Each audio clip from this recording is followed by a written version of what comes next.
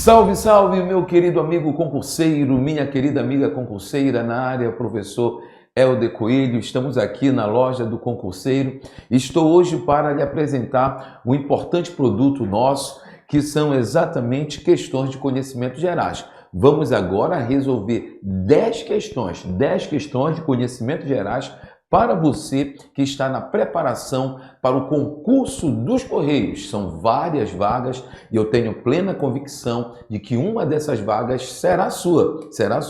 E é por isso que eu estou aqui. Estou aqui para fazer 10 questões com você e, além de fazer 10 questões, quero lhe apresentar o nosso produto. O nosso produto com 50 questões só da banca organizadora, 50 questões só da IBFC, Instituto Brasileiro de Formação, aí, beleza? Que você sabe que é a sua organizadora. Você já pode perguntar, mas dessas 10 questões que você está resolvendo, elas estão nas 50? Não. São outras questões, são 50 questões, beleza? Fora essas 10 que nós vamos resolver agora aqui. Nós temos então a resolução dessas questões nas nossas videoaulas e, claro, com certeza, esse material todo em PDF.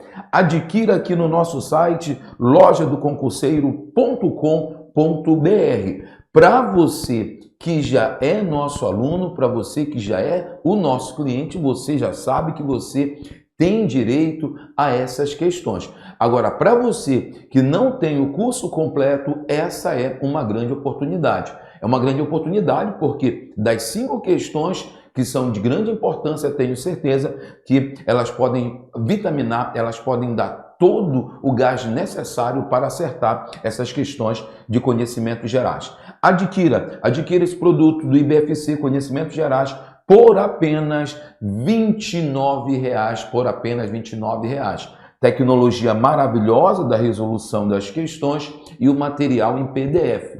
Se você não tem o nosso produto completo da loja do concurseiro, adquira exatamente essas 50 questões. Helder, como vai ficar a reta final? Outro produto também legal. Olha só, você que não adquiriu o pacote completo ali da loja do concurseiro, você pode vir aqui para a reta final dos Correios. Na reta final, você terá direito ao simulado, que já está disponível, e a nossa revisão, que também estará disponível no dia 5 de dezembro, por apenas R$ 34,00. Então, não está com o pacote completo nosso da loja do concurseiro, você tem esses dois produtos, 50 questões de conhecimentos gerais e também aqui o nosso produto da reta final com o simulado e a revisão já liberada a partir do dia 5 de dezembro por apenas R$ 34,00. Beleza? Vem com a gente que é só sucesso. Esse é o caminho da sua aprovação. Vamos lá então? Vamos lá, como prometido, 10 questões pegando fogo, 10 questões de altíssimo nível, envolvendo a cartografia que você sabe que tem, envolvendo população, envolvendo urbanização, todas da banca. Olha só que bacana que eu trouxe, ó. Questões de 2023 aqui e o nível lá em cima, nível superior. Fica assim, ó. A área desmatada na Amazônia foi de 11.568 km² entre agosto de 2021 e julho de 2022.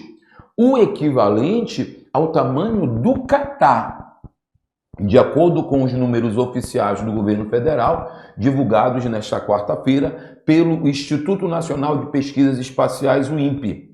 No que se refere às consequências do desmatamento na Amazônia, analise as afirmativas a seguir. Helder, tem chance de ser cobrado? Claro que sim.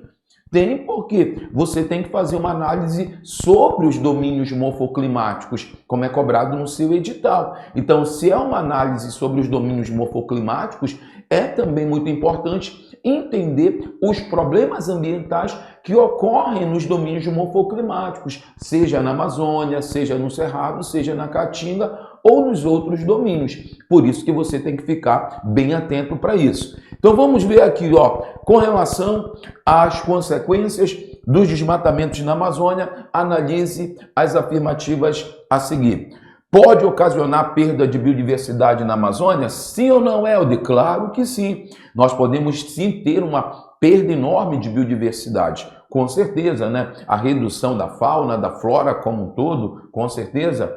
Pode potencializar a erosão dos solos? Também podemos potencializar, na medida em que avançam os desmatamentos, queimadas, também se tem-se processos erosivos, processo de degradação do solo, com certeza. Pode ocasionar forte redução da temperatura na Amazônia? Agora não. Proporcionar redução de temperatura, não. Pelo contrário, se tem o aumento de temperatura com o avanço dos desmatamentos e não propriamente a redução. Está errado. Pode contribuir com mudanças no regime de chuvas em diferentes regiões do Brasil? Também pode, até porque nós estamos falando diretamente da questão dos rios voadores. Rios voadores esses que são os deslocamentos das nossas nuvens. Sabe-se muito bem hoje que as alterações na Amazônia, atrelada a desmatamentos e queimadas, não mexem só na Amazônia legal e não mexem inclusive só no Brasil. Outras áreas do planeta também são afetadas, pode-se ter alterações do chamado regime pluviométrico, que é diretamente a questão do regime de chuvas. 1, 2 e 4 estão corretos, já apareceu o lindão aqui, então, ó, 1, 2 e 4, nós temos a letra certa, letra C. Fácil ou difícil isso? Com certeza fácil. Você iria acertar essa questão. Vem comigo, ó. Nós temos agora uma questão na área da cartografia. Noções básicas de cartografia, você também tem que entender como é pedido lá. Nós temos aqui os pontos do mapa acima representam a distribuição espacial de shoppings centers no território brasileiro. Então, cada um ponto aí, nós temos a questão da distribuição de shopping. Percebe nitidamente que eles estão distribuídos de uma maneira até mesmo conforme o grau de desenvolvimento do país, né? O grau de concentração econômica. Você percebe que na região sudeste há uma maior concentração exatamente desses estabelecimentos comerciais, da questão do shopping center. Só que ele quer saber o que agora? Analise o mapa e assinale a alternativa correta. O fenômeno representado, ele é qualitativo? O modo de implantação é zonal deste mapa? A variável visual utilizada é valor? O fenômeno representado é ordenado? E letra E, a variável visual utilizada são símbolos proporcionais. E agora é o D. Já dei a dica inicial, nós estamos falando de uma determinada forma de concentração de quê? De estabelecimentos comerciais. Você está percebendo que tem uma concentração maior onde? Aqui na região sudeste. A representação cartográfica é um fenômeno de qualidade. Ela é diretamente de qualidade. Como assim, Helder? Vamos lá então, ó. A variável visual utilizada são símbolos proporcionais. Preste bem atenção que na simbologia todos os pontinhos eles são do mesmo tamanho. Então nós não estamos falando propriamente aqui, ó, da questão diretamente de proporcionalidade. O fenômeno representado é ordenado. Ele está seguindo propriamente uma questão de ordem. Não tem a questão propriamente de ordem aí, ó.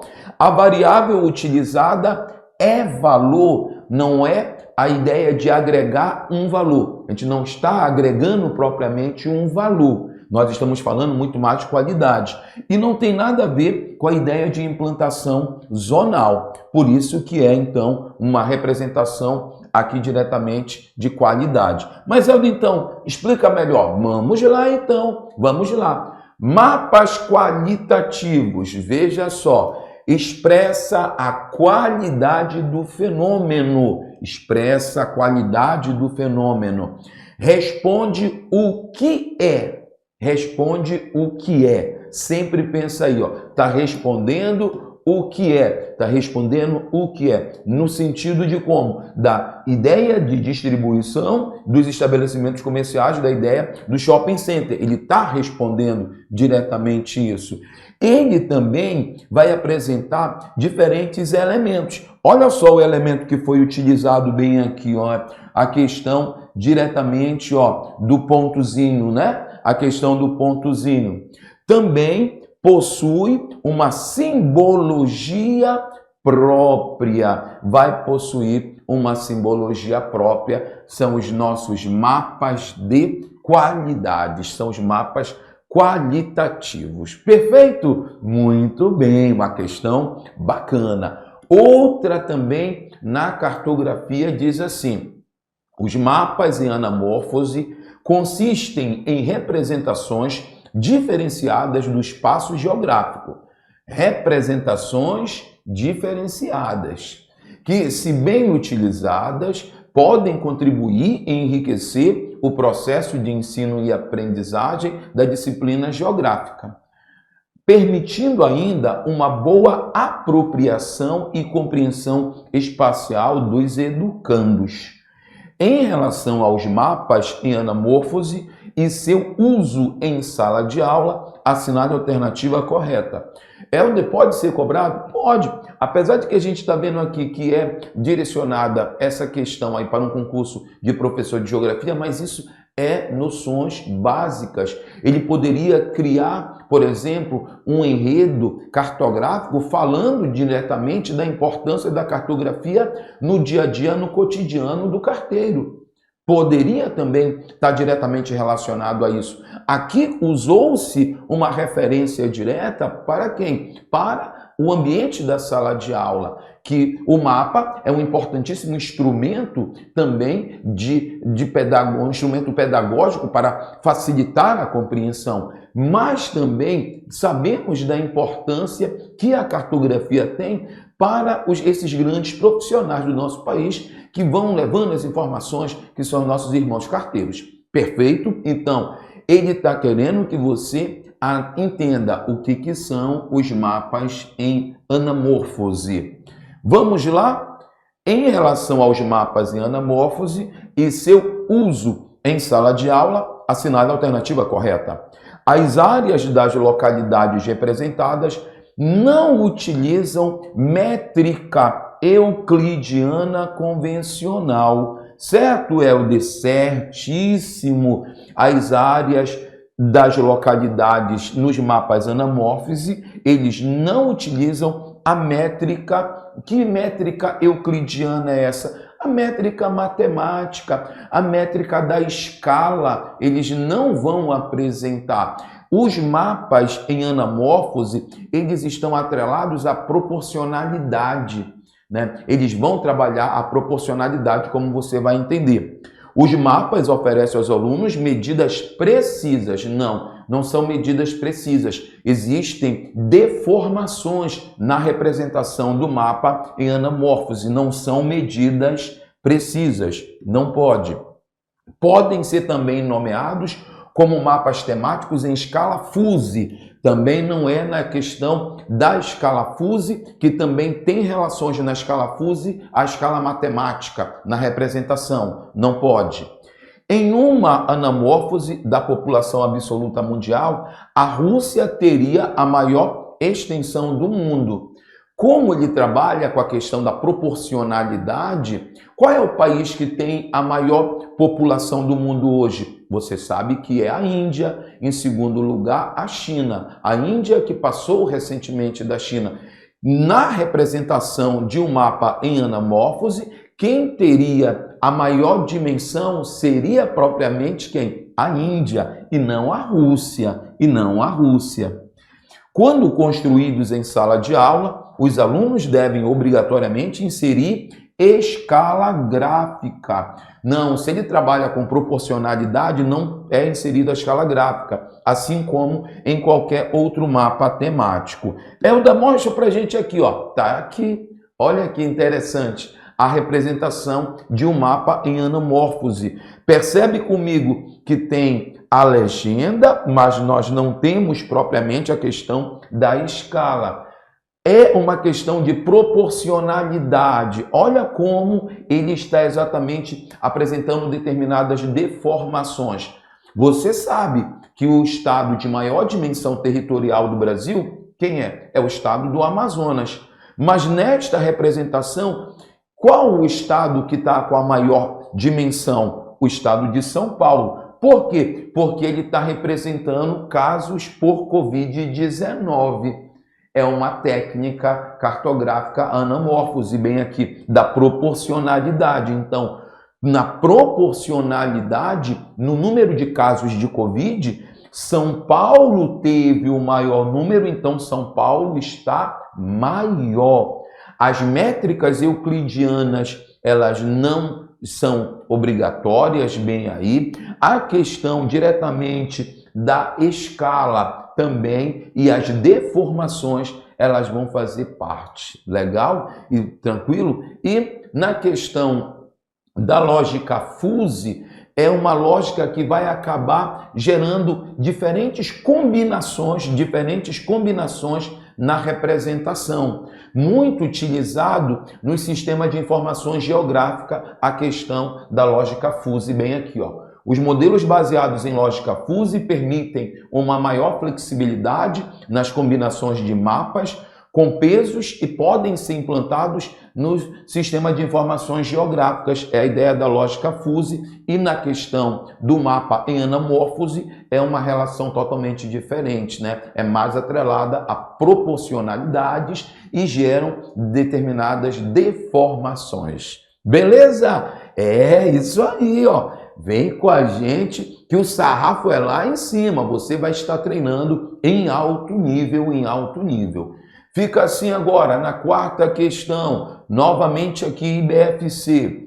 Os dados referentes às taxas de crescimento populacional da região metropolitana de São Paulo mostram que nas décadas de 1950, 1960, 1970, a região metropolitana de São Paulo crescia em taxas de 6,1, 5,6 e 4,5, passando na década de 80 para uma queda no crescimento que passou a ser de 1,9, seguindo nas décadas de 90 e 2000 pelas taxas de 1,6 e 1,0%, de acordo com a Secretaria Municipal de Desenvolvimento Urbano. Ou seja, a região metropolitana de São Paulo nitidamente teve um grande crescimento populacional, 50, 60 e 70, e isso está atrelado ao processo de industrialização e um grande fluxo migratório, principalmente de irmãos nordestinos que foram em busca de trabalho e emprego nas atividades que vão acabar sendo desenvolvidas, que vão acabar também gerando muitos postos de trabalho, não apenas a indústria, mas o comércio e o serviço. Continuou crescendo nas outras décadas, só que foi num ritmo agora menos acelerado. Então fica assim. A respeito da dinâmica representada no fragmento com base em seus conhecimentos, assinale a alternativa incorreta. Tem que ficar muito atento porque o IBFC sempre gosta de trabalhar nas suas provas essa questão de incorreta, tá bom? Então, vamos lá. De 1940 a 70, São Paulo e sua região ficaram no centro da mobilidade do capital e trabalho no Brasil. Certo, Helder? Certo. O processo de industrialização, o crescimento econômico de São Paulo acabou sendo como um imã para atrair imigrantes para lá. Tá certinho? Este processo está intimamente ligado ao êxodo rural nas décadas de 50, 60 e 70. Também está certo o êxodo rural, a transferência da população do campo para a cidade. Também beleza. Vivem nesta região aproximadamente 50% da população do estado de São Paulo, da região metropolitana. Vai ter um grande número de habitantes, com certeza. Também nós temos a ideia desse grande formigueiro humano, desse grande número de habitantes.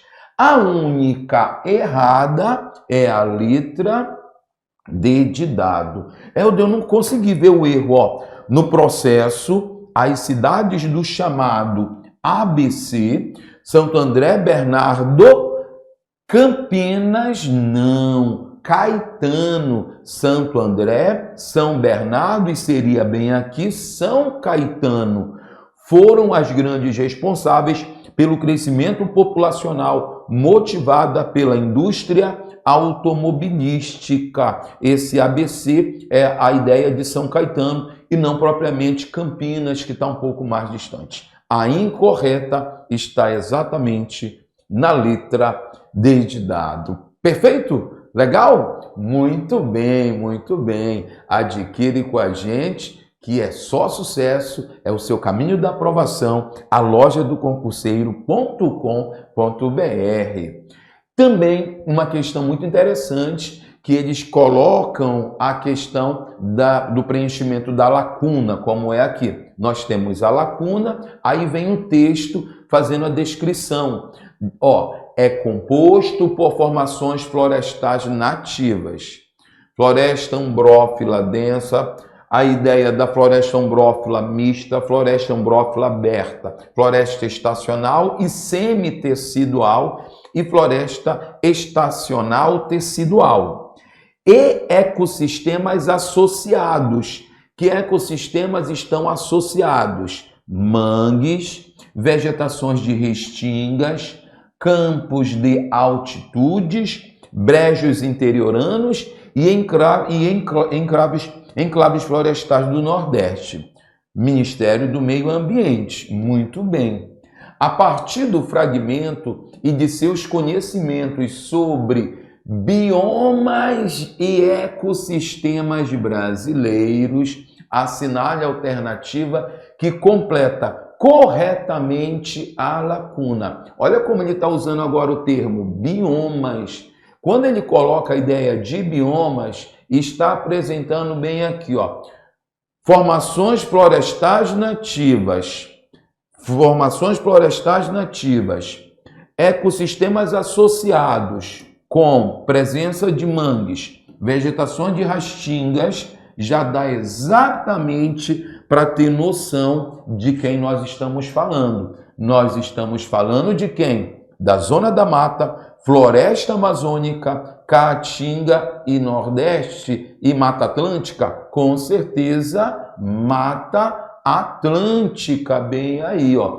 Mata Atlântica, um importante bioma no nosso país, que vai acabar sendo um dos biomas com forte redução, né? E pensa sempre no nosso processo de colonização, que inicia pelo litoral, e como começou pelo litoral, e nós temos uma grande concentração populacional também neste litoral, grande parte dos brasileiros estão concentrados na faixa litorânea, então nós temos aqui, ó, um dos biomas mais ameaçados de todo o país, é justamente o bioma da Mata Atlântica. A cobertura original e a vegetação remanescente bem aqui. Fechado? É o de ecossistema, é diferente da ideia de domínios morfoclimáticos? Sim.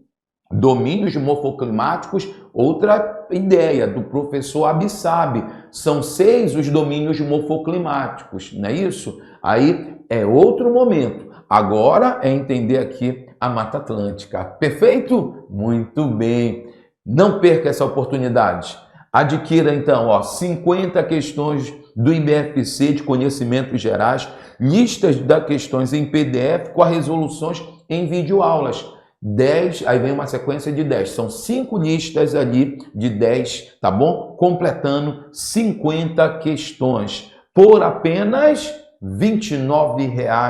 Venha no nosso site lojadoconcurseiro.com.br. Legal? Vamos lá então, vem comigo. Sexta questão diz assim: a expansão da fronteira agrícola para os cerrados brasileiros, sobretudo nas últimas décadas, nas últimas 4 décadas, caracterizou-se por um novo ordenamento territorial, tanto do espaço agrícola quanto do urbano.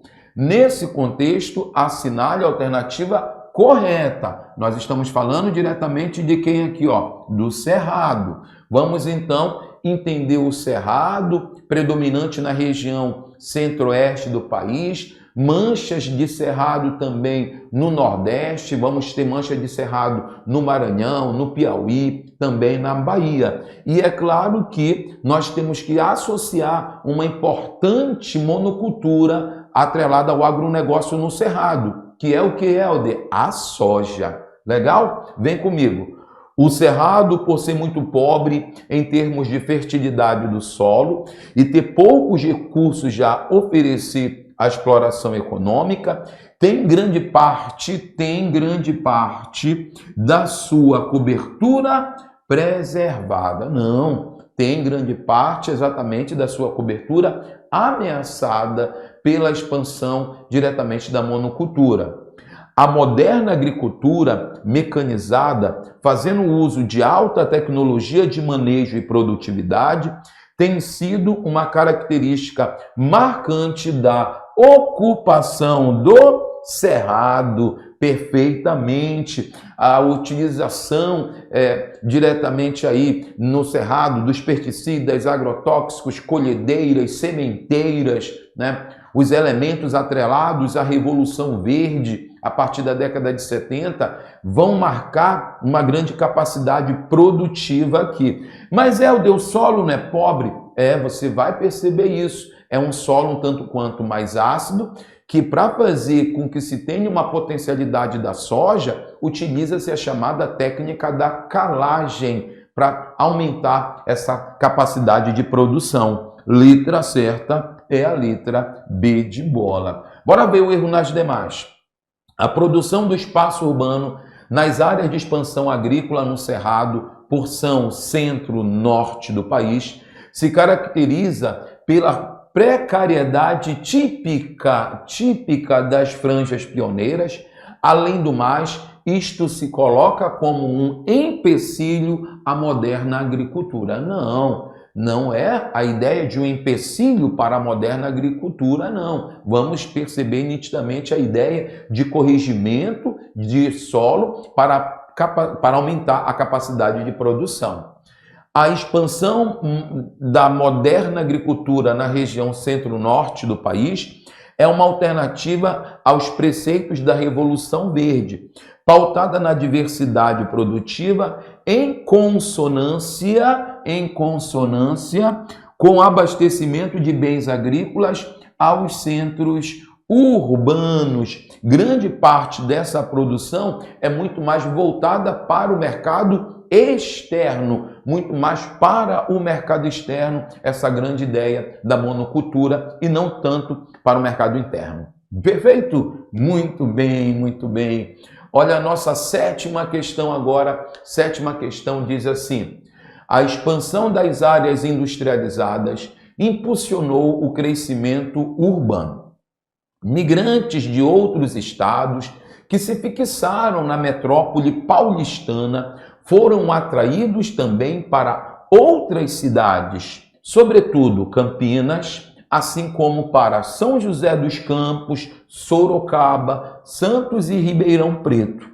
Muitos acabaram morando em municípios periféricos destes núcleos, configurando fortes processos de conurbação e novas metropolizações. forte processo de conurbação e novas metropolizações. Muito bem, aí nós temos, a esse respeito, assinale a alternativa correta. Este processo pode ser denominado de desindustrialização? Não. Sabemos que o Sudeste como um todo vem diminuindo o número dos seus estabelecimentos industriais desde a década de 90. Né? Não estamos falando propriamente de desmetropolização, nós estamos falando de quê? De mancha urbana, que é a conurbação, e de metropolizações. Quando eu tenho a mancha urbana de uma metrópole chegando na mancha urbana de outra metrópole, vai se formando o espaço de uma megalópole. É o que está expresso. Este processo levou Campinas à categoria de cidade global. Não. Você sabe que Campinas tem mais uma relação de ser um tecnopolo, né? Um polo irradiador de produção científica e tecnológica, a conceituadíssima Unicamp, né? A ideia da cidade global, ela fica mais com São Paulo. Campinas é muito mais de um preceito de um tecnopolo, como São José dos Campos também.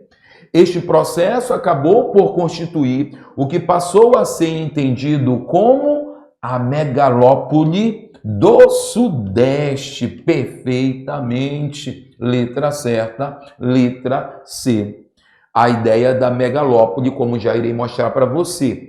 Este processo se torna possível e se constitui segundo as periodizações propostas por Milton Santos no período técnico-científico. Nós não estamos falando propriamente da questão do meio técnico-científico, e sim avanço de urbanização, de conurbação, e quando eu tenho justamente a ideia de integração de áreas metropolitanas, forma-se exatamente o que? Vai se formando a megalópole, que se estende São Paulo através da Via Dutra. Olha aqui, ó, a Baixada Santista, vai indo para Campinas, você tem toda a ideia da megalópole presente, é o que o texto está falando. Perfeito? É a ideia da integração de áreas metropolitanas, é o pensamento da megalópole. Fechado? Muito bem, muito bem.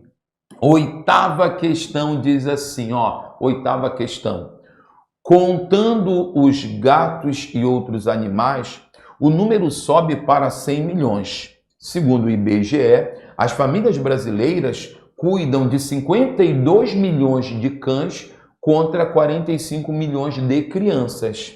E a tendência indica que haverá cada vez mais espaço nas casas para os animais e menos para os filhos pequenos. Olha aí a questão de população, de crescimento populacional. O que acontece?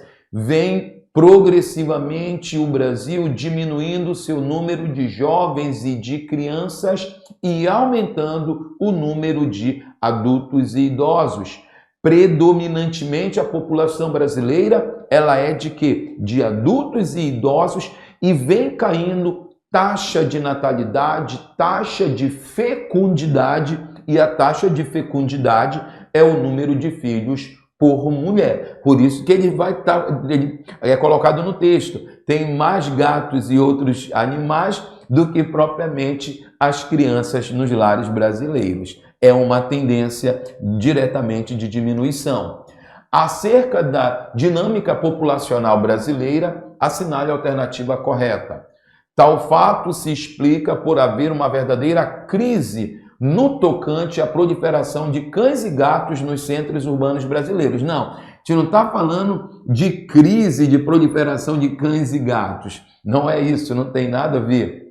As taxas de mortalidade infantil no Brasil têm se elevado na primeira década do século XXI, o que justifica tal fato? Não, nós estamos vendo uma diminuição da mortalidade infantil, né? Dizer que teve um aumento aqui na primeira década do século XXI também não pode.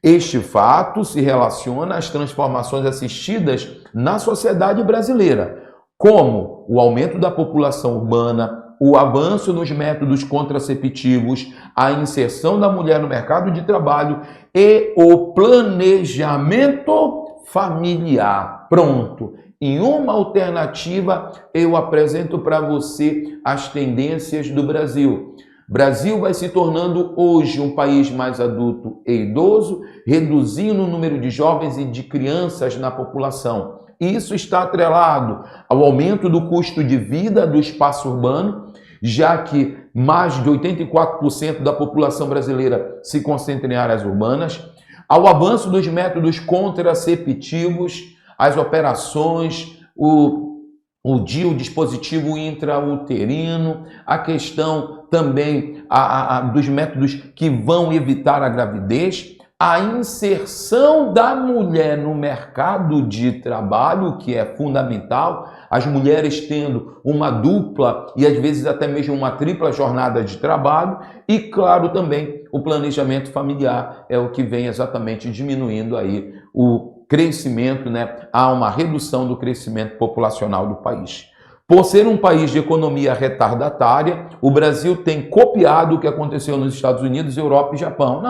Não é esse o motivo aí, não tem nada a ver essa ideia de, por ser uma economia retardatária, nós estamos imitando o que ocorreu nos Estados Unidos, Europa e Japão, nada a ver. Perfeito, muito bem. Penúltima questão agora, penúltima questão vai estar falando do quê? Vamos lá. Com base na noção de desigualdades territorial, Milton Santos e Maria Laura Silveira, na obra O Brasil, Território e Sociedade no início do século XXI, e considerando que as desigualdades territoriais do presente têm como fundamento um número de variáveis bem mais vasto, cuja combinação produz uma enorme gama de situações de difícil classificação, vamos lá. A respeito, é possível afirmar que houve, por parte dos autores, apesar das dificuldades apontadas, uma proposta de regionalização do Brasil. Não esqueça, o Brasil, os 26 estados, o Distrito Federal, perfeito, e 5.570 municípios. Nós tivemos diferentes propostas de regionalização. A regionalização oficial, que é do IBGE, a regionalização do professor Pedro Pinchas Geiger na década de 60, e também o professor Milton Santos com a professora Maria Laura da Silveira também fizeram a ideia de regionalizar o Brasil. E a regionalização é a ideia do quê? Dos 4 Brasis: a Amazônia, o Centro-Oeste, o Nordeste e a famosa região concentrada. A famosa região concentrada. O Brasil é dividido em 5 macro-regiões: Norte, Centro, Leste, Nordeste e Sul. Não, tem nada a ver essa divisão bem aqui.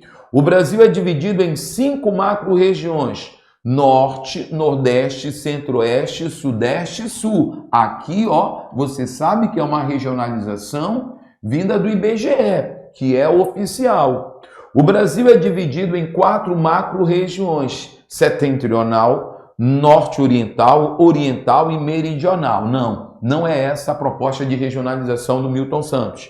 O Brasil é dividido em 4 macro-regiões: a região concentrada, que vai pegar os 4 estados do Sudeste e os 3 do Sul do Brasil, a região concentrada, a Amazônia, o Nordeste e o Centro-Oeste. Letra certa é a letra D de dado. Perfeito? Muito bem, muito bem. E agora, nossa última questão fala assim: um dado emblemático que caracteriza bem a questão é a participação do homicídio como causa da mortalidade da juventude masculina de 15 a 29 anos, que em 2016 correspondeu a 50,3% do total de óbitos. Se considerarmos apenas os homens entre a idade de 15 a 19 anos, esse indicador atinge incrível marca de 56,5%. 21,5%. Os alarmantes dados revelam o crescimento do número de mortes violentas no Brasil, que, segundo o mesmo estudo, chegaram a 62.567 mortos em 2016. Atlas da Violência de 2018. O fragmento nos traz um primeiro recorde que se refere ao apontamento do sexo nas principais vítimas. Temos, muitas das vezes, essa violência atingindo muito mais homens, e além de atingir mais homens, vai atingir um determinado grupo social no nosso país. Vamos então ver o que o texto fala. Assinale a alternativa correta que complementa este recorte. Jovens negros e pardos são as principais vítimas dos homicídios, situação que, ampliada para a morte de mulheres negras, é ainda mais alarmante. A região Nordeste lidera este índice na relação de número de mortes por 100 mil habitantes. Letra certa, letra A. Tem, muitas das vezes, endereço próprio. São os nossos irmãos negros e pardos. Quando você vem para a questão das mulheres, esse feminicídio também acaba ficando maior quando se olha também a relação das mulheres negras. Letra certa, letra A. E o destaque é, com certeza, vindo para a região Nordeste do país. Há uma proximidade entre negros e não negros vitimados por mortes violentas. Não há essa proximidade, não. No caso brasileiro, a região norte foi aqui a grande responsável pelo alarmante alta das mortes violentas. Não tem esta proximidade. A região sudeste, em específico o estado de São Paulo, teve expressivo aumento das taxas de mortes violentas. Não, se complementa a informação melhor com o Nordeste. O número de mortes no estado do Rio de Janeiro teve acentuada queda no ano de 2016, o que se diga às políticas postas em práticas e perpetuadas desde as primeiras décadas dos anos de 2000. Também não, o Rio de Janeiro também tem um alarmante dado de violência, a questão da criminalidade também. Não se complementaria em redução, não aí propriamente no Rio de Janeiro. Letra certa? Letra A. Perfeito? Não esqueça, venha com a gente por apenas R$ 29. Você não comprou o combo aí diretamente da loja do concurseiro dos Correios, venha para esse produto. 50 questões IBFC, conhecimentos gerais em PDF, lista aqui dessas questões, resoluções em videoaula. R$ 29, vem com a gente, lojadoconcurseiro.com.br. O que eu tenho que fazer agora? É lhe agradecer. Muitíssimo obrigado por você estar aqui conosco na Loja do Concurseiro. A nossa missão, você já sabe, é a sua aprovação. Valeu e até a próxima.